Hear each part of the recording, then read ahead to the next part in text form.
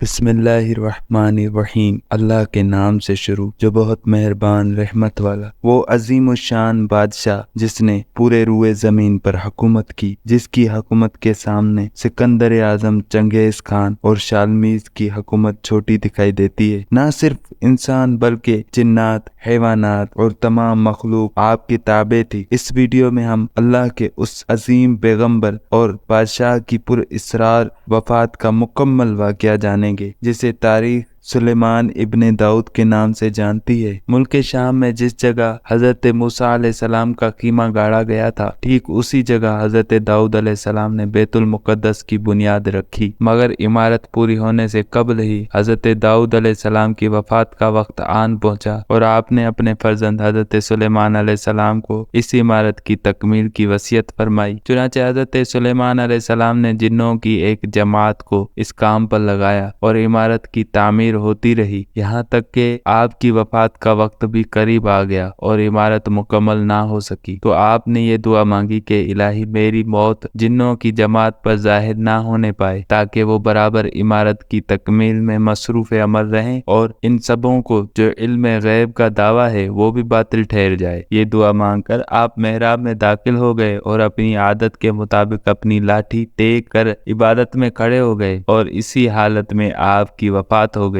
मगर जिन मजदूर ये समझकर कि आप जिंदा खड़े हुए हैं बराबर काम में मसरूफ रहे और अरसाए दराज तक आपका इसी हालत में रहना जिन्नों के गिरोह के लिए कुछ बाइस हैरत इसलिए नहीं हुआ कि वो बारहा देख चुके थे कि आप एक एक माह बल्कि कभी कभी दो दो माह बराबर इबादत में खड़े रहा करते हैं। गर्ज एक साल तक वफात के बाद आप अपनी लाठी के सहारे खड़े रहे, यहाँ तक कि बहुक्म इलाही दीमकों ने आपके असा को खा लिया और असा के गिर जाने से आपका जिस्म मुबारक जमीन पर आ गया। उस वक्त जिन्नों की जमात और तमाम इंसानों को पता चला कि आपकी वफात हो गई है। कुरान मजीद में अल्लाह ताला ने इस वाक़े को इन लफ्जों में बयान फरमाया है। पारा नंबर 22 सूरह सबा आयत नंबर 14, तर्जमा कंजुल ईमान। फिर जब हमने उस पर मौत का हुक्म भेजा, जिन्नों को उसकी मौत ना बताई मगर जमीन की दीमक ने कि उसका असा खाती थी। फिर जब सुलेमान जमीन पर आया, जिन्नों की हकीकत खुल गई। अगर गैब जानते होते तो इस ख्वारी के अजाब में ना होते। इस कुरानी वाक़े से ये हिदायत मिलती है कि हजरात अंबिया इकराम अलैहिमुस्सलाम के मुक़द्दस बदन वफात के बाद सुकड़ते गलते नहीं हैं, बल्कि आपने अभी अभी सुन लिया कि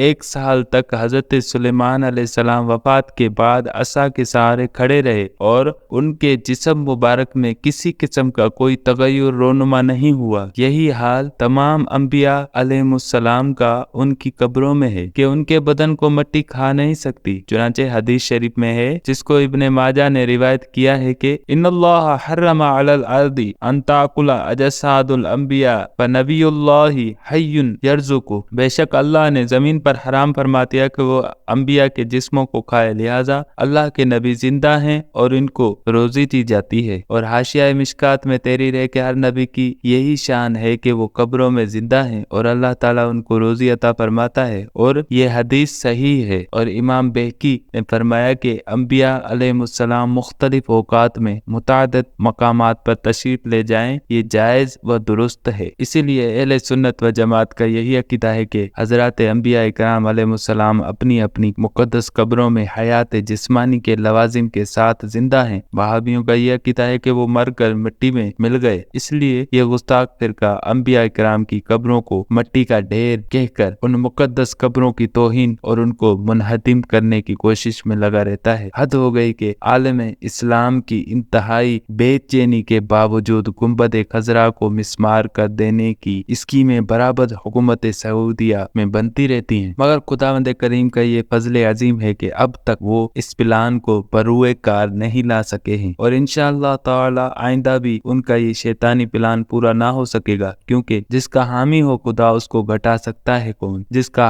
हाफिज हो खुदा उसको मिटा सकता है कौन। हजरत सुलेमान अलैहिस्सलाम की उम्र शरीफ 53 साल की हुई। 13 बरस की उम्र में आपको बादशाही मिली और 40 बरस तक आप तख्ते सल्तनत पर जलवागर रहे। आपका मज़ार अक़दस बैतुल मुक़द्दस में है। अल्लाह ताला आलम। ये आज की वीडियो हमारी अपने इख्तिताम को पहुंची। मिलते हैं फिर अगली वीडियो में एक बेहतरीन वाक़े के साथ। तब तक के लिए इजाजत दीजिए और हमारे इस इस्लामिक चैनल को लाइक, सब्सक्राइब और दूसरे लोगों के साथ शेयर करना ना भूलिए और अच्छे अच्छे कमेंट्स भी करना ना भूलिए। अस्सलाम वालेकुम।